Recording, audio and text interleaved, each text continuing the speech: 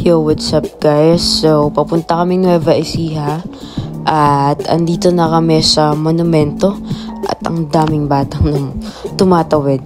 Actually, bawal dyan tumawid dapat at sobrang delikado rin. Ewan ko kung bakit mga nagsisitawid yung mga bata.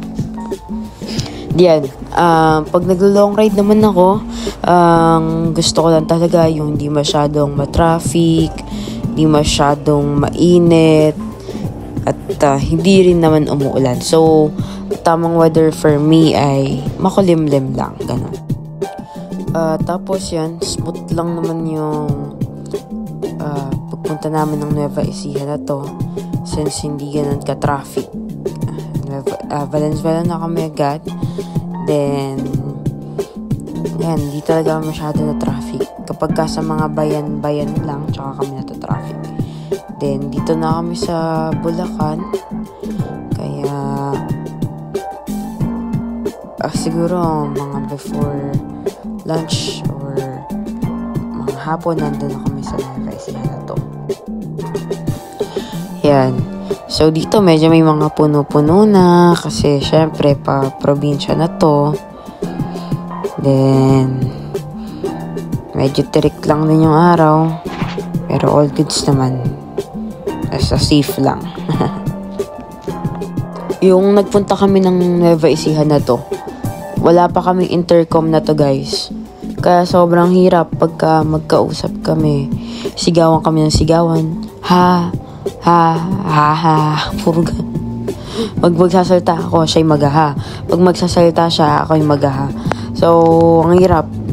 Pagkadating ko sa bahay, malat na ako.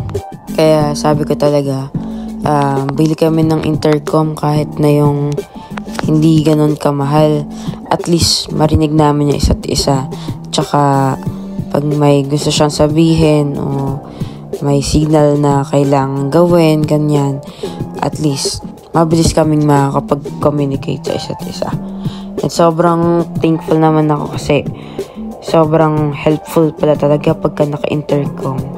Iba siya, then meron pa kaming music para hindi rin kami naiinip since pagka angkas talaga, I know na nakakaantok naman talaga yon.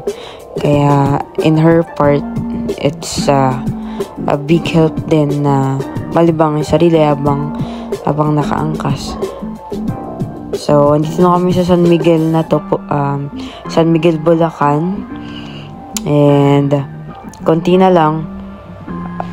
Bale, Gapan, San Leonardo, Cabanatuan, and then sa amin na, Talavera na, susunod.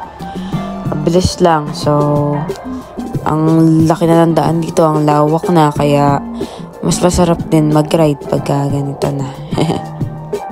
So, ayan, lagi kami humihinto dito. Actually, kahit ako, kapag nagbabike ako, parang mandatory para sa akin na dumaan dito or huminto dito kasi diba, ang tagal ng biyahe mo and then makakauwi ka na sa hometown mo. Kaya na-excite yung nakikita ko tong arko ng Nueva Ecija. And so, Gapan na. Luwang pa rin yung daan dito. And mag-iingat lang kayo kasi pagka hindi nyo pasanay, ganyan, hindi nyo nakikita na may mga nakapark na mga trucks dyan. So, make sure na medyo nakagitna kayo sa outer lane. Kasi nga, maraming yung mga nakaparada doon. So, ito, pa San Leonardo na kami. Then, nabilis lang naman dito kasi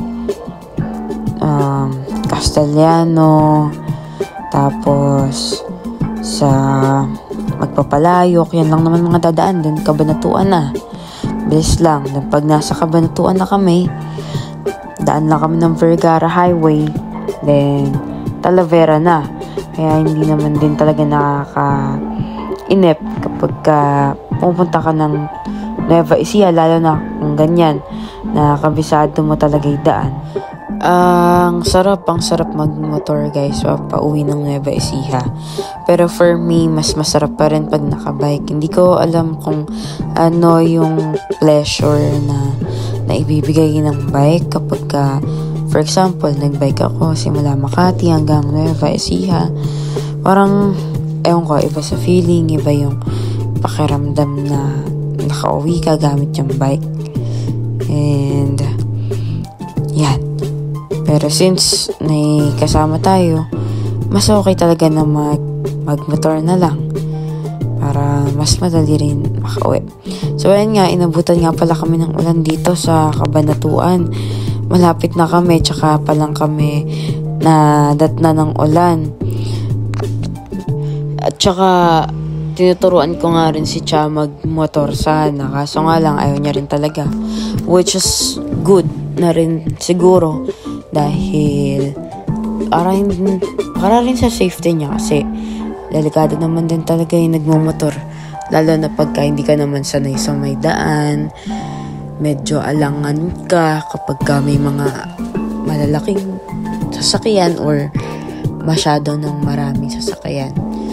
So, pagpagod na lang din ako minsan, siya pinapag-throttle ko kapag ka wala namang masyadong sasakyan.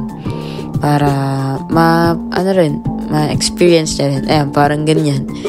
So, hinahayaan ko lang siya na mag-throttle and then nandun ako sa kabila para nakaalalay ako sa preno if in case. But I always making sure na hindi naman gano'n kami katulin kapag ka siya yung nag-throttle. So, yan. Medyo nag-enjoy na siya, guys. Tignan nyo. Hoy, bigay mo na sa akin yan. Ayaw na niyang ibigay, tignan mo. Nag-enjoy na siya. So, tinuturuan ko rin siya kung paano ba'y tamang magpiga ng throttle para hindi nabibigla, ganyan. So, hopefully na siguro pagka naisipan niya or kaya niya talaga na kasi to guys, magugulatin sa kalsada. Then, malakas ka ba niya pagka may biglang lumulusot sa kanan, sa kaliwa, ganyan. So, mas okay pa nga na backride siya, pero masaya rin kapag may kapalitan ka sa ride para hindi ka masyadong napapagod. At ilang beses pa lang din nakakapunta dito si Cha sa Nueva Ecija. Tsaka, layo kasi, layo. Kaya, okay lang naman. Basta, at least pag nandito siya, nakikita niya yung mga palayan, ganyan. Hindi kasi masyadong mapalayan sa gawing antipolo, doon siya lumaki. Puro bundok lang, ganyan. So, iba rin yung nakikita niya dito, at least, diba?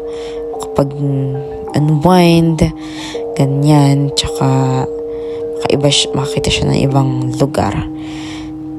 Naging, na siya, explorer na siya simula nung naging jowa ko siya, since dami na namin napuntahan together.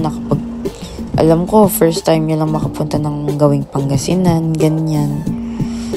Tapos, punta kami Tagaytay madalas ng trip lang. So, yun. Kung may mga jowa kayo, sama niyo sila para bonding niyo na rin at quality time. To know each other pa and to, para makapag usap-usap kayo kung anong mga nangyayari sa life nyo. And yan lang. Ingat kayo palagi, guys, and laging mag-pray kapag ka nag-rides. Bye!